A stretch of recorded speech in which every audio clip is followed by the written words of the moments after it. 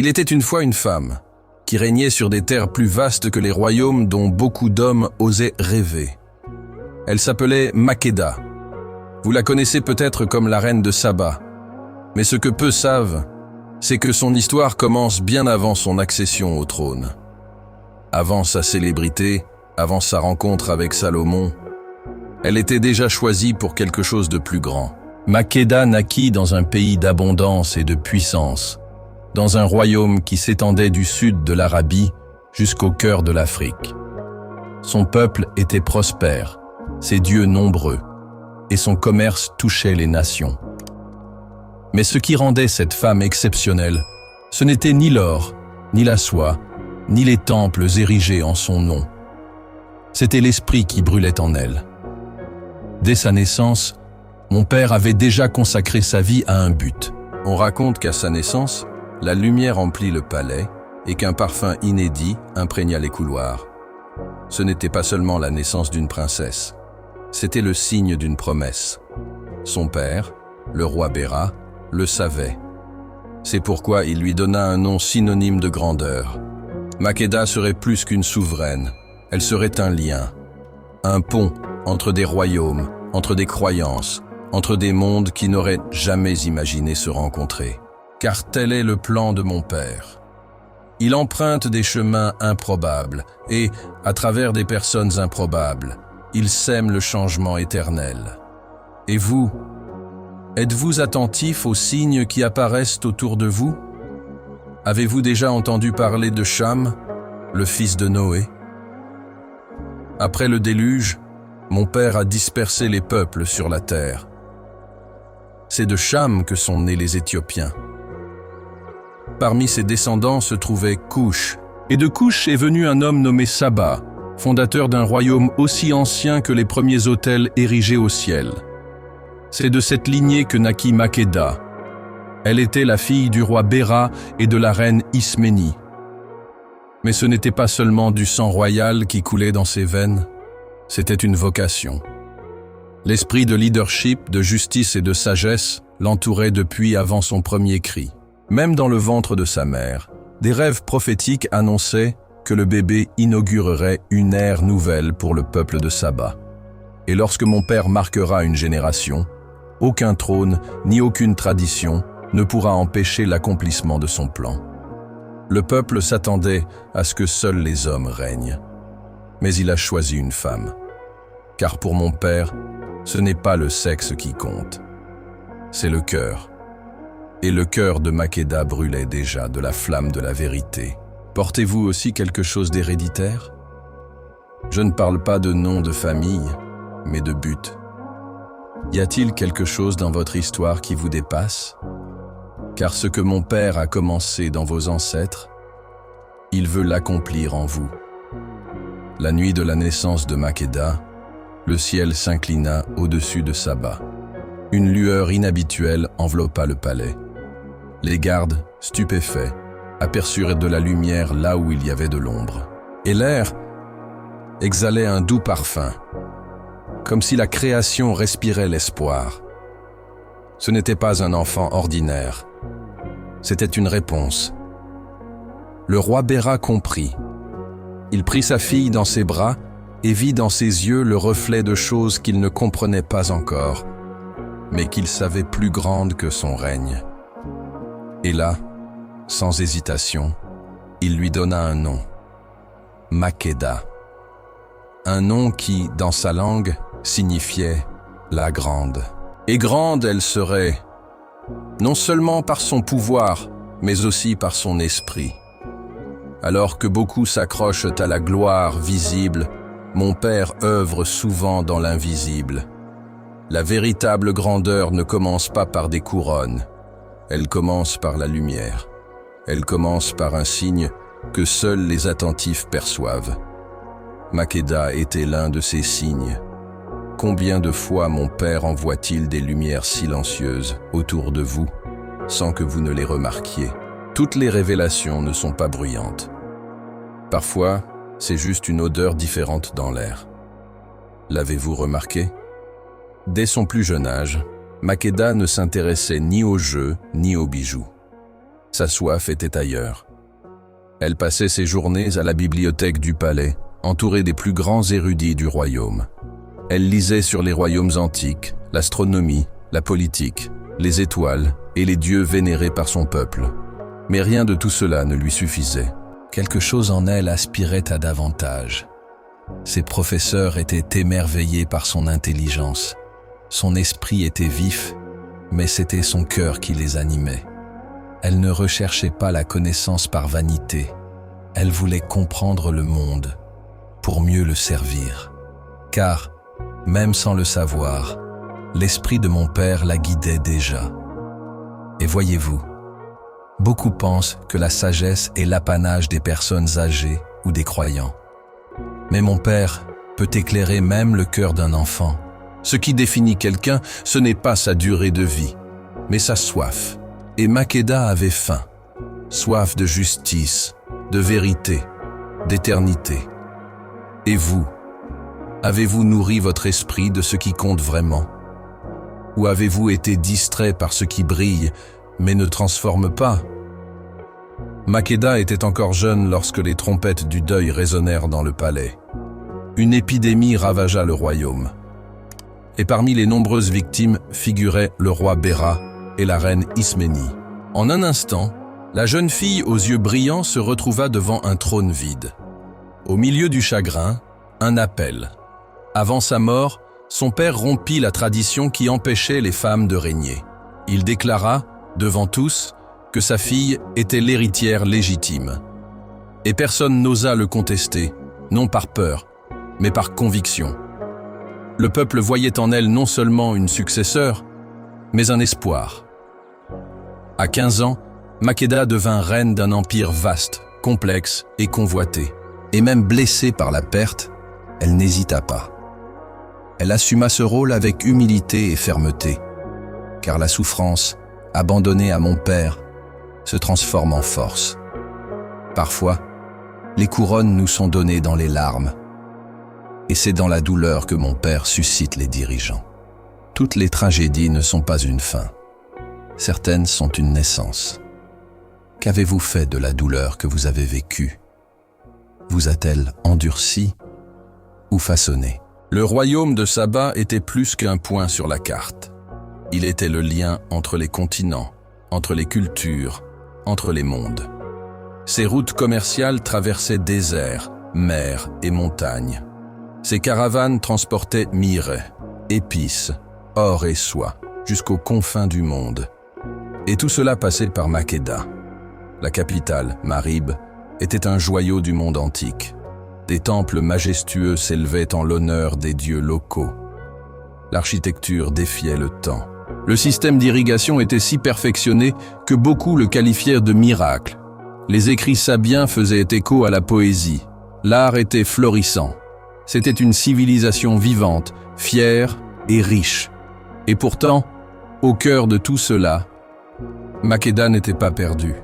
Elle était respectée non seulement pour son règne, mais aussi pour sa compréhension. Son regard était tourné vers l'intérieur et au-delà. Elle régnait avec justice, beauté et sagesse. Mon père l'a dotée d'une grande richesse, et elle a su la gérer. Elle ne s'est pas laissée griser par le pouvoir.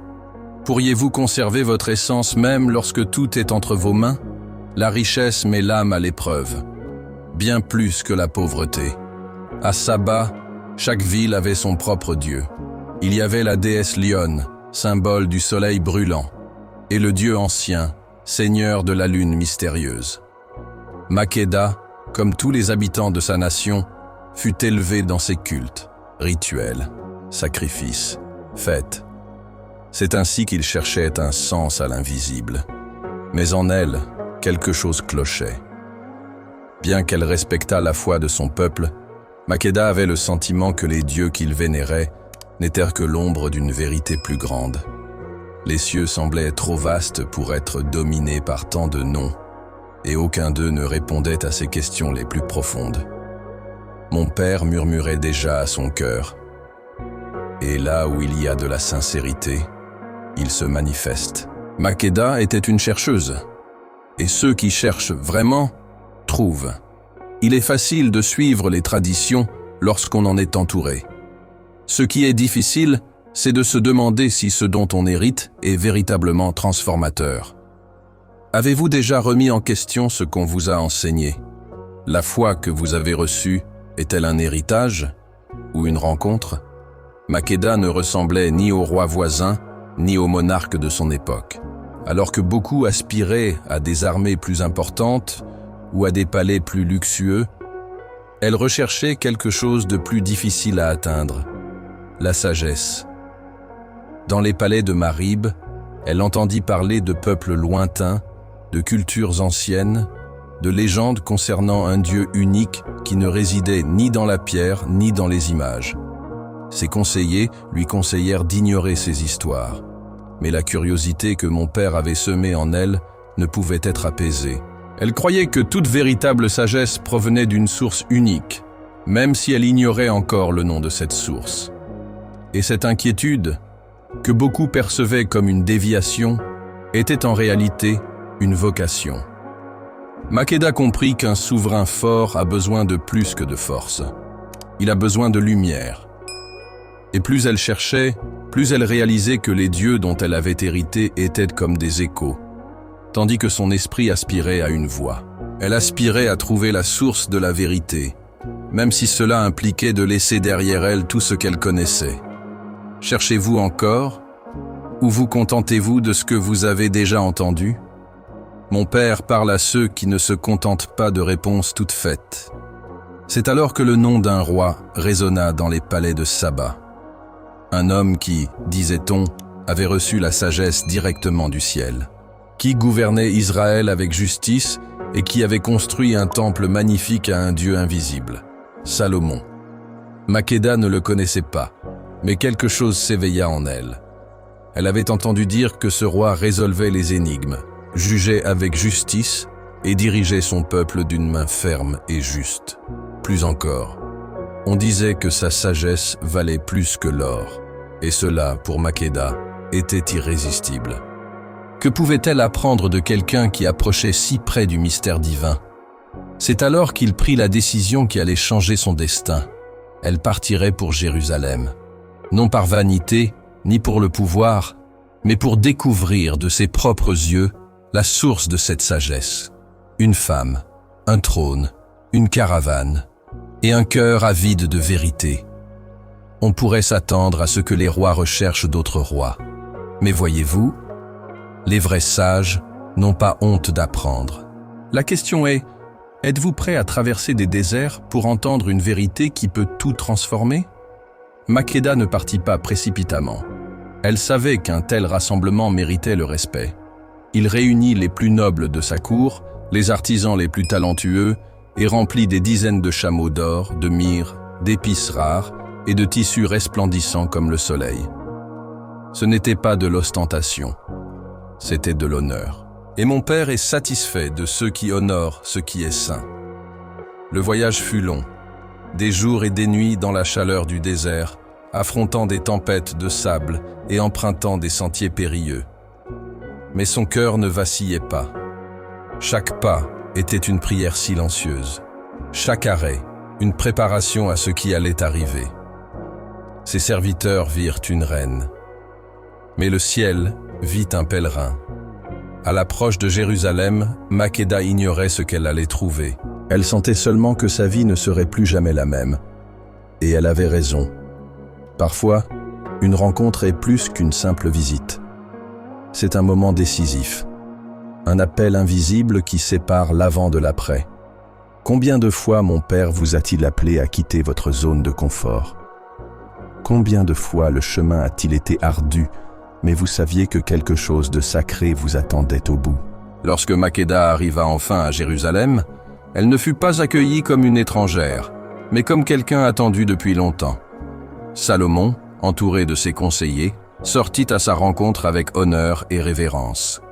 Quelque chose chez cette femme le frappa avant même qu'elle ne parle. Ce n'était pas seulement la richesse de son entourage, c'était la lueur dans ses yeux. Et en voyant Salomon, elle comprit aussi. Cet homme ne ressemblait à aucun autre qu'elle avait connu. Ils s'inclinèrent l'un devant l'autre. Et dans ce geste, deux mondes se rencontrèrent. Non pas comme des opposés, mais comme des miroirs.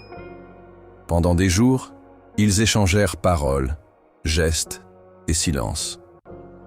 Salomon l'observa attentivement, et Makeda écouta avec attention. Il n'y eut aucune dispute entre eux. Il y avait du respect. Et là où il y a du respect, mon père se manifeste librement. Cette rencontre était plus que politique. C'était le début d'une aventure spirituelle. Un lien entre deux peuples, deux cœurs, deux quêtes partagées. Makeda n'hésita pas à poser ses questions. Et Salomon, patient, répondit avec la profondeur que seuls les intimes de mon père peuvent exprimer. Ils discutèrent de justice, de sagesse, du cycle des saisons, des mystères de l'âme. Mais un sujet retint encore plus leur attention, le Dieu invisible, le Dieu unique. Habituée aux divinités qu'on pouvait toucher, elle entendit parler d'un Dieu que personne ne voyait, mais qui était présent en toutes choses. Salomon parlait de lui comme on parle d'un ami, d'un père. Il expliquait les lois, les psaumes, les proverbes, et chaque mot semblait résonner dans le cœur de Makeda. Ce n'était pas une contrainte, c'était une révélation. Makeda ne se sentait pas sous pression, elle se sentait invitée, et cette invitation n'était pas à la religion, mais à la vérité. Une nouvelle forme de foi commençait à émerger dans son esprit. Une foi qui n'exigeait pas de statut, mais un abandon, qui exigeait non pas des rituels, mais de la sincérité. Un après-midi, Salomon voulut tester la perception de la reine. Il lui apporta 2 bouquets de fleurs, l'un fait de vrai lys, l'autre une réplique en métal précieux, parfaite à l'œil nu. Il demanda à Makeda de lui indiquer lequel était le vrai. Un défi simple à première vue, mais chargé de symbolisme. Makeda regarda. Les 2 bouquets brillaient à la lumière de la fenêtre. Les détails étaient identiques. Mais elle regarda au-delà de la forme. Elle appela un des serviteurs et lui demanda d'ouvrir une petite fenêtre. Et là, dans le souffle du vent, un seul des bouquets réagit. Les pétales vivants remuèrent légèrement. L'autre resta immobile. Makeda désigna les fleurs dansantes. « La vie réagit au contact de l'invisible », dit-elle. Salomon sourit, car il savait qu'elle n'avait pas choisi avec ses yeux, mais avec son esprit. Tout ce qui brille n'est pas or. Tout ce qui semble vivant ne respire pas. Mon père observe les mouvements du cœur. Avez-vous appris à faire de même ? Après tant de jours de dialogues et de révélations, Salomon prépara un banquet en l'honneur de la reine. La table était somptueuse, les vins onctueux et les épices rares. C'était une célébration du respect, mais aussi un moment de silence et de complicité. À la tombée de la nuit, Makeda fut conduite dans une salle privée, entourée de rideaux raffinés et d'arômes, rappelant les jardins du palais de Saba. Épuisée par le long voyage et les rencontres intenses, elle s'allongea sur un lit enveloppé de voiles. Salomon s'approcha en silence, comme s'il savait que le temps allait changer. Là, sans un mot, sous le seul regard du ciel, leurs vies prirent forme. C'est cette nuit-là que mon père, dans sa souveraineté, permit que soit semée la graine d'une ère nouvelle. Il n'y avait aucune contrainte, seulement une reddition. Il n'y avait aucune conquête, seulement une complicité. Ce qui naquit là était plus qu'un enfant. C'était le début d'une lignée qui traverserait les siècles. Une union scellée non seulement par le désir, mais par un dessein divin encore à révéler. Le lendemain matin, les couloirs de Jérusalem reprirent leur cours. Makeda s'apprêtait à partir, et Salomon, même habitué aux rois et aux ambassadeurs, sentait le poids de son absence imminente. Ils se séparèrent après un long regard, empli de non-dits, et elle partit, inconsciente qu'elle portait en elle plus que des souvenirs. Elle portait la vie. Le voyage de retour fut lent et silencieux. Un sentiment nouveau et profond monta en elle. En arrivant à Saba, les prêtres remarquèrent quelque chose de différent chez elle. Sa posture, son élocution, sa présence. tout semblait plus complet. Quelques jours plus tard, elle découvrit qu'elle était enceinte. Le peuple y vit un signe. La reine, touchée par un roi à la sagesse céleste, mettrait au monde un fils qui unirait deux mondes. Elle le nommerait Bainal et Kem. Et comme elle, il porterait la lumière dans ses yeux et un poids sur ses épaules. Dès le sein maternel, mon père l'avait déjà préparé. Makeda ne cherchait pas d'héritier, elle cherchait des réponses. Mais mon père lui a donné les deux, car lorsqu'on cherche la vérité, on ne revient pas les mains vides. Dans l'aube silencieuse, sous le ciel étoilé de Saba, Bainal et Kem naquit. Le peuple se rassembla autour du palais, et les anciens reconnurent quelque chose de différent chez cet enfant. Ils dirent que son regard était fixe comme celui de son père, et serein comme celui de sa mère. Il ne pleurait pas comme les autres, il regardait simplement, comme s'il comprenait déjà plus qu'il ne pouvait le dire. Makeda l'éleva avec soin et sagesse. Dès son plus jeune âge, le garçon fit preuve de perspicacité. Il lisait très tôt, posait des questions sur tout et traitait même les serviteurs avec gentillesse. Sa présence inspirait le respect, même dans le silence. Les maîtres du palais dirent « Ce n'est pas un garçon ordinaire. Il écoute avec ses oreilles, mais aussi avec son cœur. » Elle l'éduqua non seulement dans la sagesse de Saba, mais aussi dans les histoires d'Israël. Il parla de Salomon, des lois de Moïse, des psaumes de David. Il garda l'anneau que le roi lui avait offert et le montra à son fils, lui rappelant qu'il était le fruit de quelque chose de plus grand qu'une union. Il était un héritage promis. Et ainsi grandit celui qui sera plus tard appelé Ménélik Ier, le lien vivant entre les royaumes, les cultures et les desseins éternels. Le temps passa, et Bainal et Kem grandit aux yeux du peuple, tel un arbre robuste au bord de la rivière. À 22 ans, il était déjà connu pour sa justice auprès des jeunes, son courage auprès des guerriers et sa sagesse auprès des anciens. Mais une inquiétude persistait dans son esprit. Il voulait connaître son père. Makeda ne put contenir son émotion en entendant ce souhait. Elle savait que cette rencontre était inévitable, non par vanité ou curiosité, mais par le destin. Elle prépara une caravane digne des rois. Elle y envoya des nobles, des soldats et des présents rares, de l'or, de l'ambre, des étoffes sacrées et des animaux exotiques. Mais avant de partir, elle fit jurer à son fils une chose, qu'il reviendrait, qu'il ne se laisserait pas séduire par la grandeur de Jérusalem, ni n'oublierait d'où il venait. Ménélik partit le cœur enflammé, le nom de son père aux lèvres et la bénédiction de sa mère dans la poitrine. La poussière de la route se mêlait aux prières de ceux qui voyaient en lui la continuation d'une promesse. Car ce jeune homme n'était pas ordinaire. Il était le pont entre deux nations, et il était sur le point de retrouver l'homme qui lui avait donné la vie et sa lignée. Lorsque Ménélik arriva aux portes de Jérusalem, les gardes annoncèrent son arrivée comme tout noble visiteur. Mais lorsque Salomon le vit, le temps sembla s'arrêter. Ses yeux ne pouvaient le nier. Ce jeune homme était son reflet, non seulement dans son visage, mais dans sa façon d'observer le monde qui l'entourait. Dans le calme de ses gestes, la fermeté de son silence. Il n'avait pas besoin de demander. Il savait. Salomon s'approcha d'un pas lent, submergé par une émotion qu'il n'avait pas ressentie depuis longtemps. Son cœur se serra. Il y avait là le fils qu'il n'avait pas vu grandir, mais que le ciel avait préservé.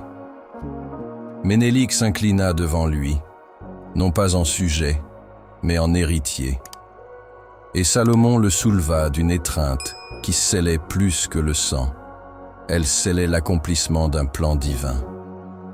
La cour observa en silence. Le roi conduisit son fils au trône et ordonna qu'on lui accordât une place d'honneur. Non pas comme un invité, ni comme un visiteur, mais comme une partie de lui-même. Salomon voyait en lui non seulement un fils, mais un successeur spirituel. Ce jeune homme possédait quelque chose de rare, une sagesse qui ne venait pas seulement de l'éducation, mais du souffle de mon père. Et en le voyant, Salomon comprit que la graine qu'il avait autrefois semée avec Makeda s'épanouissait désormais sous ses yeux. Les jours suivants, Jérusalem se tut, tandis que deux rois conversaient. Père et fils étaient assis au crépuscule parmi les colonnes de marbre, plongés dans de profondes conversations. Salomon racontait ses expériences, ses décisions difficiles, ses erreurs et ses prières exaucées. Il racontait comment il avait demandé à mon père la sagesse plutôt que des victoires, et comment cela avait changé le destin de tout un peuple. Il parla du temple, des psaumes qu'il avait écrits et des proverbes qu'il gardait en lui comme une épée et un bouclier. Ménélik écoutait et apprenait, mais il parlait aussi. Il parlait de Saba, des responsabilités qu'il portait depuis son enfance, de la force de sa mère et de la foi qui avait grandi en lui depuis le jour où il avait entendu parler d'un Dieu qui réside non dans les statues, mais dans les cœurs. Il discutait des lois, réfléchissait à la justice et comparait les royaumes et les pensées. Chaque mot entre eux était une graine, chaque silence, un arrosoir. Et au fil des jours, Salomon commença à y voir clair. Ménélik n'était pas venu simplement pour rencontrer son père. Il était venu accomplir une mission qu'aucun d'eux ne comprenait encore pleinement, mais que mon père avait déjà écrite avant même qu'ils ne soient conçus dans le ventre de leur mère. Après des jours de partage, Salomon décida de sceller ses retrouvailles par plus que des mots. Il fit forger une couronne en or pur, gravée du nom du Dieu d'Israël, Yahvé. Un cadeau qui était non seulement un symbole de royauté, mais aussi d'héritage spirituel. Lorsqu'il posa la couronne sur la tête de Ménélik, il ne le fit pas comme un roi ordinaire, mais comme quelqu'un qui reconnaît en son fils la continuation d'une alliance. Ménélik, quant à lui, ne voulait pas être un simple destinataire. Il apportait avec lui quelque chose d'unique, une fleur dorée, méticuleusement travaillée, portant le nom d'Almaka, dieu de la lune et symbole de sa terre. Un cadeau symbolique, certes, mais aussi un pont. Un geste qui disait « Je n'oublierai pas qui je suis, même quand j'apprendrai qui tu es ». Ils sourirent tous deux. C'était plus qu'un échange de richesses, c'était un échange de monde. Deux royaumes distincts offrant leurs biens les plus précieux, la foi, la culture, l'héritage. Et mon père était ravi. Car lorsque deux âmes décident de se rencontrer véritablement, leurs différences ne disparaissent pas, elles se complètent. Par ce geste, ils scellèrent une amitié qui résonnerait pendant des générations. La foule observait, sans vraiment comprendre. Mais au ciel, les anges savaient. Cette union de dons scellait le début de quelque chose de plus grand que n'importe quel empire. C'était le germe d'une ère nouvelle. Il y avait cependant un mystère autour du temple de Jérusalem, un objet sacré, caché, craint et vénéré, l'arche d'alliance. Elle contenait les tables de la loi, données par mon père à Moïse sur le Sinaï. Nul ne pouvait y toucher impunément. Seul le grand prêtre, une fois par an, entrait dans le Saint des Saints, et même alors, il était rempli de crainte. Ménélik, curieux et déjà familier des histoires sacrées, désirait ardemment la revoir. Mais ce n'était pas un désir vaniteux, c'était une vocation. Son esprit brûlait silencieusement. Certains disent que cette nuit-là, mon père a parlé au cœur du jeune roi.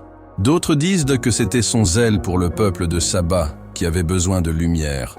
En réalité, il ne pouvait pas revenir les mains vides. Quelque chose de plus grand le poussait. Selon la tradition, il s'approcha du fils du grand prêtre, quelqu'un avec qui il partageait d'étranges similitudes, comme s'ils étaient des miroirs. Il lui proposa de changer de vêtements, juste pour une nuit. Sous les traits du prêtre, Ménélik entra dans le temple, et là, à l'ombre de l'éternité, il enleva l'arche de ses propres mains, non par ambition, mais par mission. Et ainsi l'arche quitta Jérusalem, en silence. La caravane de Ménélik quitta Jérusalem avant l'aube. Aucune trompette ne sonna, aucune alarme ne retentit. Tandis que les murs dormaient encore, Il conduisit l'objet le plus sacré d'Israël vers le sud, vers la terre où la foi commençait à s'épanouir. Le ciel, complice de sa mission, veillait sur le chemin. Quelques jours plus tard, Salomon apprit que l'arche avait disparu. Son âme était déchirée par l'angoisse, non pas par orgueil blessé, mais par la peur qu'une chose aussi sacrée soit désormais hors de sa portée. Il envoya des messagers, il ordonna des recherches, mais il était trop tard. La caravane traversait déjà le Nil, guidée non seulement par des boussoles ou des cartes, mais par un nuage. Oui, mon père fit descendre un nuage de fumée et de feu, semblable à celui du temps de Moïse, qui enveloppa l'arche et empêcha toute approche hostile. Quiconque tentait de la toucher était saisi de peur. Quiconque tentait de la suivre était dans la confusion. Le ciel lui-même protégeait le voyage. Ménélik ne s'est pas enfui. Il a accompli sa mission. Il savait qu'elle ne s'arrêterait pas là. L'arche devait être là où il y aurait de la place pour la stocker, non pas dans des pierres froides, mais dans des cœurs bien disposés. Et à cet instant, mon père a choisi Saba, parce qu'il n'était jamais limité par un territoire, mais par un but. Ménélik revint comme aucun homme ne l'avait fait auparavant. Il apporta avec lui des soldats, des présents, et quelque chose que même les rois les plus puissants n'oseraient pas porter, l'arche d'alliance. Lorsque les premiers drapeaux de la caravane apparurent à l'horizon, le peuple de Saba se précipita vers les portes. C'était comme si le ciel lui-même annonçait quelque chose de grand, et c'était effectivement le cas. Les gens ignoraient ce qui se cachait sous ce voile de lin blanc, porté avec tant de révérence. Mais ils sentaient quelque chose dans l'air. Un silence respectueux planait entre les cris de joie.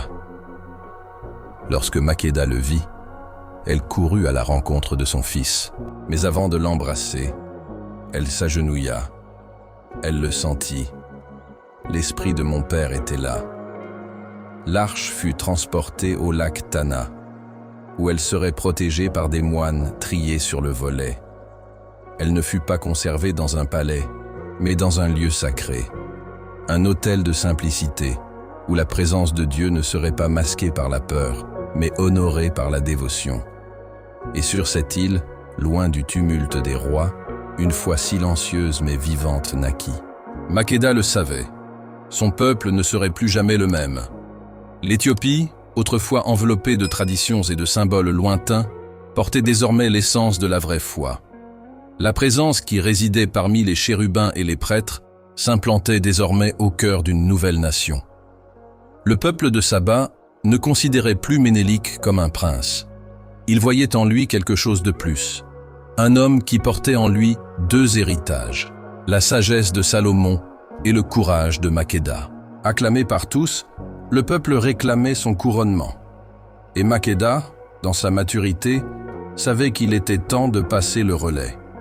Elle rassembla les chefs du pays, les anciens de la tribu, et déclara devant la foule « Voici le roi que le ciel nous a donné. » À 25 ans, Ménélik fut sacré Négus, roi de l'ère nouvelle. Cette onction s'accompagna d'un engagement. Gouverner avec justice, préserver la foi et honorer les deux lignées qu'il portait. Mais ce qu'il fit surprit même ses conseillers. Au lieu de réprimer par la force les anciennes coutumes, Ménélik construisit des ponts. Il ne détruisit pas de temples, mais construisit des autels. Il n'imposa pas, il enseigna. Il introduisit les lois de Moïse, enseigna les psaumes et répandit les proverbes. Et peu à peu, le culte du Dieu unique remplaça les divinités antiques. La transition ne fut pas marquée par la guerre, mais par une transformation. Saba devint, jour après jour, le reflet de la lumière qui brillait en Israël. Et Ménélik n'était pas seulement un roi, il était le témoin vivant d'une promesse. Avec Ménélik sur le trône, l'Éthiopie s'éveilla à une ère nouvelle. Il déplaça sa capitale plus au sud et fonda Aksum, une ville qui allait devenir le cœur d'un empire spirituel et commercial. Les caravanes se multiplièrent, la culture s'épanouit, et le nom de mon père commença à être chanté aux quatre coins de la région, au son des tambours, des psaumes et d'un silence respectueux. Ménélik gouvernait non seulement par décret, mais aussi avec sagesse. On l'écoutait comme un roi, mais on se souvenait de lui comme d'un berger. Il encourageait l'enseignement, l'agriculture et les arts. Mais surtout, il fit du nom de Yahvé le plus grand trésor de son peuple. Et plus il proclamait, plus le pays prospérait. Car là où mon Père est honoré, là est une prospérité au-delà de ce que vous pouvez imaginer. La foi née de la curiosité à Makéda devint une identité solide chez Ménélik, et elle se répandit. Des tribus lointaines envoyèrent des messagers pour apprendre la loi. Hommes et femmes abandonnèrent leurs vieilles idoles, non par la force, mais par conviction. L'Éthiopie devint un exemple, un royaume fondé non seulement sur la pierre, mais sur une promesse vivante. Beaucoup pensent que les révolutions se font par les armes. Mais les plus durables naissent de cœurs qui ont choisi d'obéir, même lorsqu'ils n'en voyaient pas encore le bout. Makéda ne disparut pas après le couronnement de son fils. Au contraire, elle demeura une conseillère, un guide silencieux.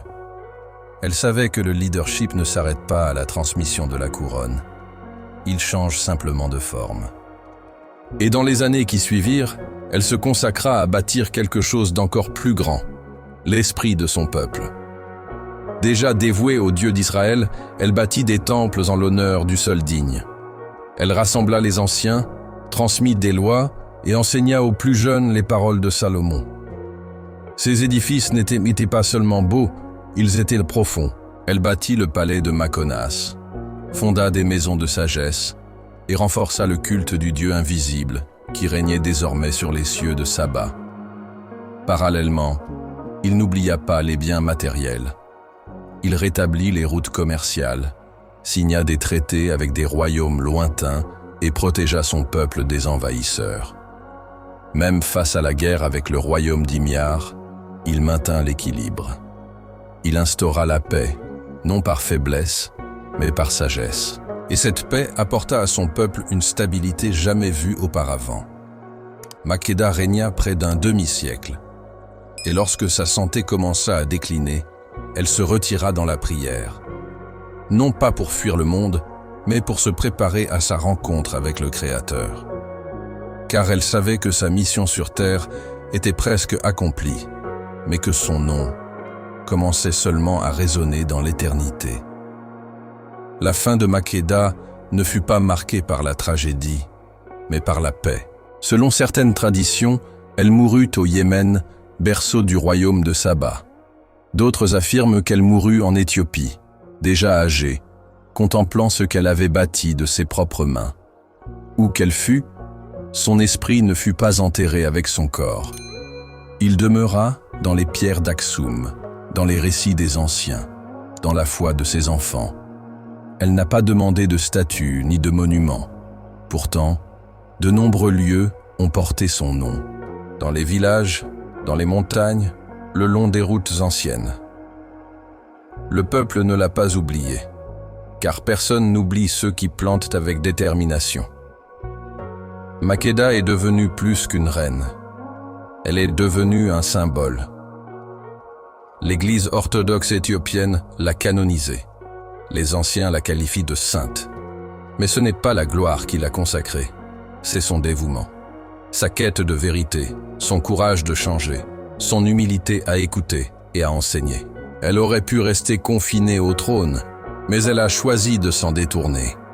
Et c'est pourquoi, encore aujourd'hui, nombreux sont ceux qui la vénèrent. Non pas pour le pouvoir qu'elle exerçait, mais pour l'amour avec lequel elle l'exerçait. Non pas pour son origine, mais pour tout ce qui a ouvert la voie à ceux qui allaient suivre. Makéda a transcendé les limites du temps. Sur un continent souvent oublié des grands récits, elle est devenue une voix. Son histoire a montré au monde que l'Afrique a des racines profondes, une culture raffinée et une foi authentique, qu'elle n'a pas dépendu des autres pour trouver la lumière, mais l'a cherchée elle-même, avec courage et vision. Elle a prouvé que le pouvoir et la sagesse peuvent cohabiter dans un même cœur, qu'une femme peut diriger des empires, influencer des royaumes et former des lignées éternelles. Makeda est resté dans les mémoires non pas comme un personnage secondaire de l'histoire de l'humanité, mais comme une protagoniste du plan de mon père. La dynastie salomonienne qu'elle a fondée s'est étendue sur plusieurs siècles. Son héritage spirituel a jeté les bases du christianisme éthiopien, bien avant que beaucoup n'entendent parler de moi. Et tout a commencé parce qu'elle a eu le courage de chercher, d'écouter, de s'abandonner. Makeda n'était pas parfaite, mais elle était volontaire. Et c'est ce que mon père recherche. Non pas des rois parfaits, mais des cœurs bienveillants. Et même des siècles plus tard, son souvenir inspire hommes et femmes à gouverner avec sagesse, à rechercher la vérité et à honorer leur vocation. L'Afrique n'a pas hérité de la foi. Elle a été choisie pour la recevoir. Et Makeda en était la porte d'entrée. En regardant Makeda, beaucoup ne voient que la reine. La femme puissante qui a traversé les déserts, défié les rois et fondé une dynastie. Mais il y a là quelque chose de bien plus grand. La leçon vivante que mon père ne cesse de se révéler, même dans les endroits les plus improbables. Il ne parle pas seulement aux prophètes. Il parle à ceux qui cherchent, à ceux qui osent quitter leur palais secret pour trouver l'Éternel. Makeda nous enseigne qu'une curiosité sincère peut ouvrir des portes de révélation.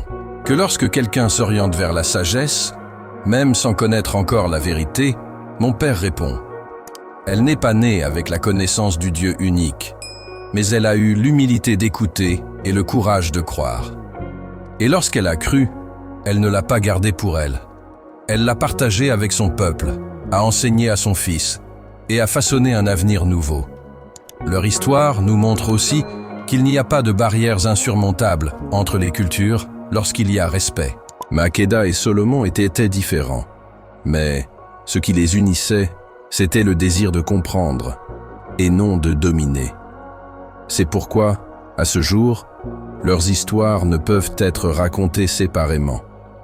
Makeda n'était pas seulement un instrument politique, elle était une graine spirituelle. Son peuple, sa terre, ses descendants, tout fut marqué par sa quête. Et cette quête, menée avec un cœur ouvert, toucha le ciel. Car mon père ne peut résister à un esprit sincère. Et lorsqu'il en trouve un, il transforme tout. L'histoire de la reine de Saba ne se résume pas à des royaumes et des lignées. C'est une question de choix. Des choix silencieux, souvent faits au plus profond de son âme.